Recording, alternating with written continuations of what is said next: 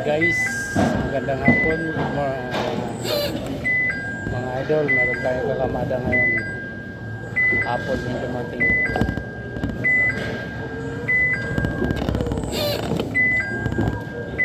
Ito, papasok tayo sa aking bodega kung saan nandito yung dito natin kakamada yung bagong dating na hapon. Isang container lang naman ito mga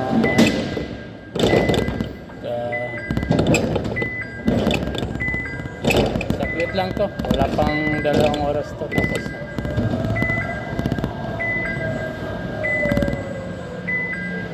May tao na ba?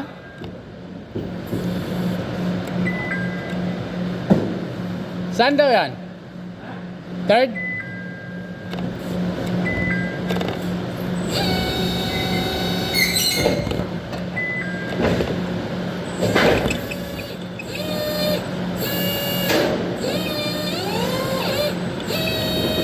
Ito mga lods, sa third natin ni Papa Kamada to.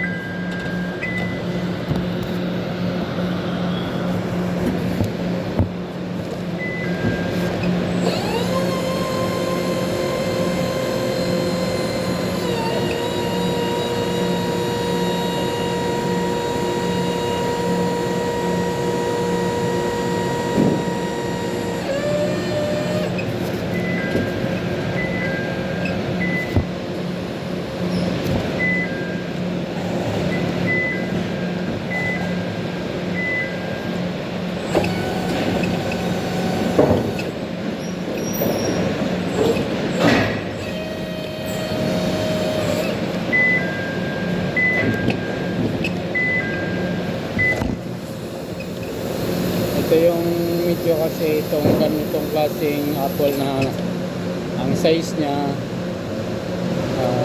marami na sa baba, kaya dito muna namin aakyat sa third floor mga idol.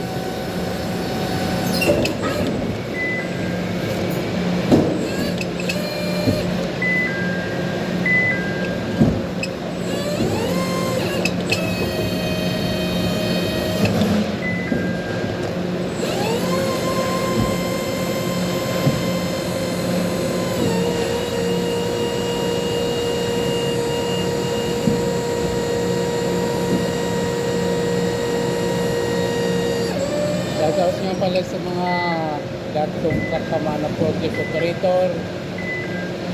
Kumusta kayo? Ingat tayo sa ating pag-drive ng forklift para hindi tayo magkaroon ng bulilyaso at hindi tayo magbayad. Kasi alam naman natin pag tayo nagkaroon ng bulilyaso, bayad. Ganyan yung mga negosyante ngayon eh. Kaya ang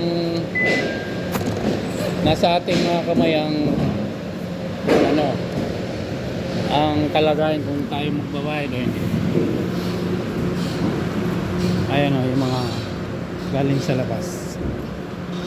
Ito mga idol o, piras to lahat. Yan. Halos walang laman na yung ilalim kasi yun ang inuunang kunin ng mga nagwi-withdraw. Yan, pag paunti-unti lang kasi ang kuha, inuuna nila mga idol yung ilalim. Kaya ang ilalim, ayan o, skeleton, walang laman. Ayan o, nauna yung taas, nahuli pala yung taas. Ayan. Ito mga idol, naghihintay lang ako dito ng mga darating galing labas at aking iangat. Sa mga ganitong inaangat idol, kailangan natin ikutan yung ating inaangat kasi baka mayroon malaglag o may nakalawit na. Kailangan natin i-secure ang kamada para hindi tayo magbayad. Kasi lalo na to, nakakarton to, madulas. Kaya kailangan talaga natin ayusin bago natin yan. Okay, let's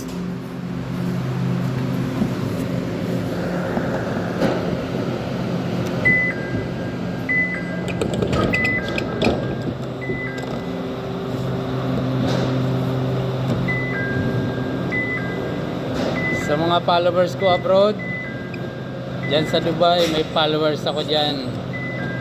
Walang iba kundi ang mga kamag-anak ng asawa ko. Shoutout sa inyo dyan. Alma, saka yung mga anak mo, shoutout sa inyo. Magandang hapon sa inyo dyan sa Dubai. Lalong-lalo na dun sa dalawa kong anak na nagtatrabaho dyan sa Dubai. Shoutout sa inyo mga anak, ingat kayo lagi. I love you. Huwag nyo kami intindihin dito ng mama nyo. At okay lang kami dito mga anak.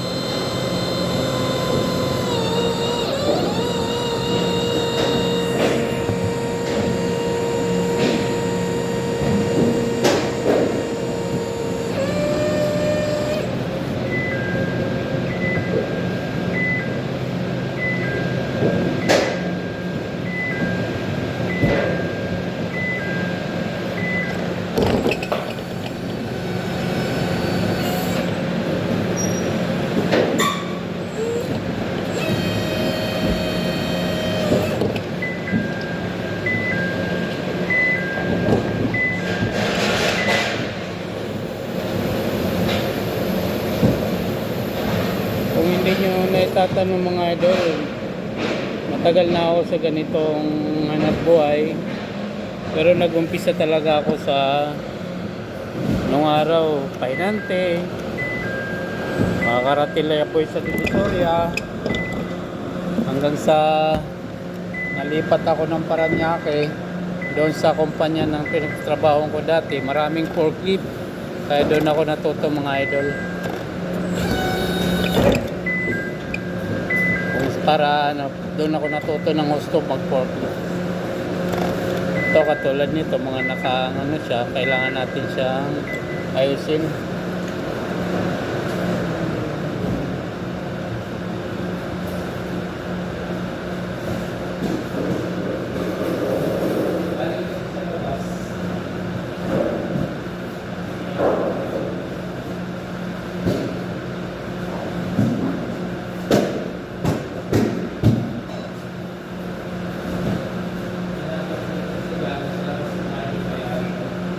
Lumuluwag siya. Kaya kailangan natin ayusin yung kamada bago natin angat para hindi tayo malaglagan.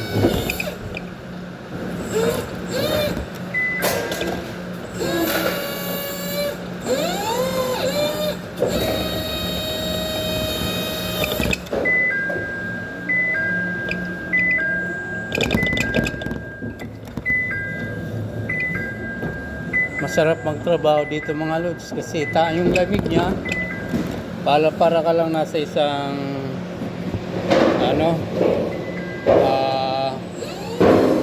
para ka lang nasa isang sikat na hotel.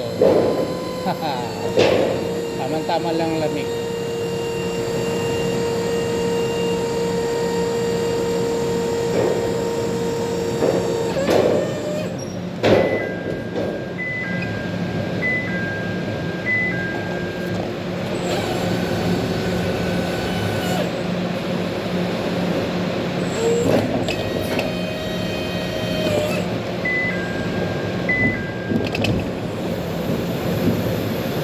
Sa mga followers ko na walang sawang sumusuporta sa akin, maraming salamat sa inyo. At pasensya na kayo at bibihira ako mag-upload ng aking reels. Ayan yung galing sa labas. Ito lang trabaho ko dito mga idol, naghihintay lang ako ng iaangat ko. Katulad nun, ibang size na yun, sasalpak na yun. Bro, dito yata yan, angat yan! Teka nga, punta ko parang hindi niya alam na inaangat ko.